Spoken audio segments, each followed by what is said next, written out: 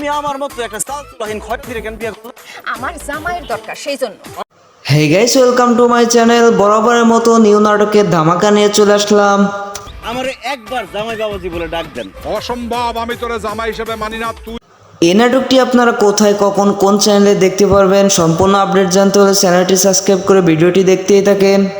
আব্বা যেহেতু তোমার মায়ের জামাই হিসেবে মাইনা নিতে চাইতেছে না, শুধু শুধু ঝামেলা করার কি দরকার? নাটকটি তো অভিনেতা হিসেবে রয়েছে নীলা আলমগীর অ্যান্ড অভিনেত্রী হিসেবে রয়েছে জান্নাতুল সুমাইয়া হিমি। কারণ জীবনে কোনোদিন আমার কোনো চাহিদা আপনি পূরণ করেন নাই।